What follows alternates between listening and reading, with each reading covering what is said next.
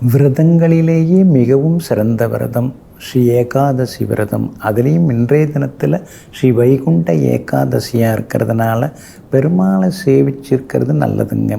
4000 திவ்ய பிரபந்தம், திருப்பாவை உள்ளிட்ட நூல்களில் பாடப்பட்ட அந்த பாசுரங்கள், அந்த பாடல்கள் அதெல்லாம் எடுத்து நாம் பாடும் பொழுது, படிக்கும் பொழுது நம்முடைய பாவங்கள் எல்லாமே விலகிவிடுங்க. அதனால் முடிந்த வரைக்கும் இன்றைய தினத்தில் பக்தி புத்தகங்களை பிரித்து பார்த்து அதில் ஆழ்வார்கள் பாடியிருக்கக்கூடிய சில பாடல்களை நாம் பாட ஆரம்பித்தோம்னாலே, அதனுடைய அர்த்தங்களை நாம் புரிந்து கொள்ள ஆரம்பித்தாலே நம்முடைய நாடி நரம்புகளிலே பெருமாளுடைய அந்த ஸ்பரிசத்தை நாம் உணர முடியுங்க. அந்த பக்தி மார்க்கத்தை நம்மால் அறிய முடியுங்க. அதனால் நாம் முடிந்த வரைக்கும் சில பாடல்களை இன்றைய தினத்திலே படிப்போங்க. திருநெடுந்தாண்டகம் கூட நாம் படிக்கலாங்க. அதில் முக்கியமான பெருமாளை போற்றி பாடப்படக்கூடிய பாடல்கள், பெருமாளுடைய பெருமைகளை பேசக்கூடிய சில நூல்களிலிருந்து சில பாடல்கள் எடுத்து நாம் படிக்கலாங்க. இன்றைய தினம் ஒரு வித்தியாசமான கோவிலுங்க.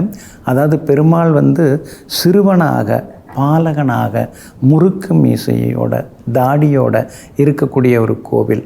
ரொம்ப அற்புதமான ஒரு கோவிலுங்க. 2 கைகளையும் கூப்பியபடி இருக்கிறார்.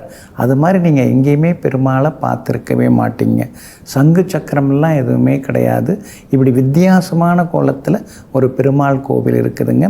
அந்த கோவில் சென்றாய பெருமாள் அப்படின்னு அந்த பெருமாளுக்கு பேருங்க. அதாவது நாம் கூப்பிடும் போதெல்லாம் உடனே ஓடி வருவார், உடனே ஓடி அருள் புரிபவர். அதனால தான் அந்த பெருமாளுக்கு ஸ்ரீ சென்றாய பெருமாள் அப்படிங்கிற திருப்பெயர் அமைஞ்சிருக்குங்க. பக்தர்களுக்கு கூப்பிட்ட உடனே ஓடி அருளக்கூடிய பெருமாளாக இருக்கிறாருங்க. இங்கே பார்த்திங்கன்னா இந்த கோவிலில் சித்திர ரத மண்டபம் அப்படின்னு ஒரு மண்டபம் இருக்குதுங்க. அங்கே வேண்டுதல் நிறைவேறுவதற்காக 2 கைகளையும், அதாவது தங்களுடைய 2 கைகளையும் வைத்து வழிபடுவாங்க.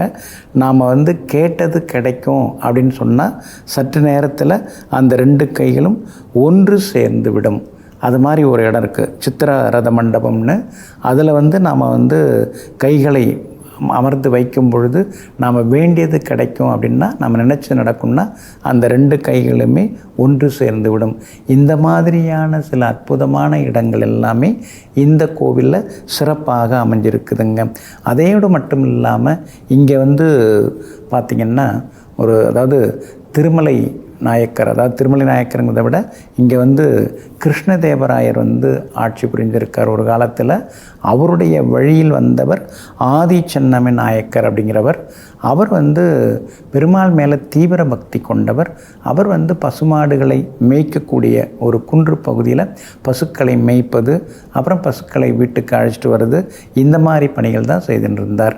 அப்போ ஒரு மாடு, அது அந்த ஒரு மாடு மட்டும் கூட்டத்தில் வராமல் ஒதுங்கி ஒதுங்கி இருக்குங்க. அது கன்று ஈன்றாத ஒரு பசு மாடு. அதில் அது தனியாக போய் ஒதுங்கி நிற்கிது. ஒரு நாள் ஏன் இந்த மாடு மட்டும் வீட்டுக்கு சீக்கிரம் திரும்ப மாட்டேங்குது அப்படின்னு போய் பார்க்கும் பொழுது அதனுடைய காம்புகளை கிருஷ்ணர் ஒரு சிறுவன் வாய் வைத்து பால் அருந்துகிறார். அதை பார்த்துட்டு அந்த ஆதி சென்னம நாயக்கர் ஒரே ஆச்சரியம். உடனே அந்த சிறுவன் இறைவனாக மாறி எனக்கு இவ்விடத்திலே ஆலயத்தை எழுப்புங்கிறாங்க. அதனால் அப்படி எழுப்பப்பட்ட இந்த திருக்கோவில் மிக சக்தி வாய்ந்த கோவிலுங்க. இந்த திருக்கோவில் கோட்டைப்பட்டி அப்படிங்கிற ஊரில் அமைஞ்சிருக்குங்க. இந்த கோட்டைப்பட்டி எங்கே இருக்குன்னா, திண்டுக்கல்லேருந்து வத்தலகுண்டு போகிற வழியில் அங்கேருந்து பார்த்திங்கன்னா 3 கிலோமீட்டர் தூரத்தில் இந்த கோட்டைப்பட்டி அப்படிங்கிற ஊர் அமைஞ்சிருக்குங்க. இங்கே ரொம்ப சிறப்பு வாய்ந்த கிருஷ்ண பரமாத்மா பங்குனி மாதத்தில், அதாவது ஒரு வருடம் விட்டு ஒரு வருடம் அந்த குன்றிலிருந்து கீழே வராரு. பங்குனி மாதத்தில் அவர் 3 நாட்கள் தேவராட்டம் ஆடுவார். அதாவது சிவபெருமானுடைய பிரம்மகத்தி தோஷத்தை எல்லாம் நீக்கின இடங்குது. அதே மாதிரி பிதிர் தோஷம் யாருக்காவது இருந்தால் இந்த கோவிலுக்கு போய் வரலாம். சூரியன் பாதிக்கப்பட்டிருந்தாலோ, சூரியன் சனிபாவுடன் சேர்ந்திருந்தாலோ, அல்லது லக்னாதிபதி மறைஞ்சிருந்தாலோ இந்த கோவிலுக்கு நீங்கள் போய் வழிபட்டிங்கன்னா உங்களுக்கு அந்த ஜாதக பிரச்சனைகள், கிரக கோளாறுகள் அதெல்லாமே உடனே தீர்ந்து எல்லா வகையிலுமே உங்களுக்கு நல்லதெல்லாமே நடக்குங்க.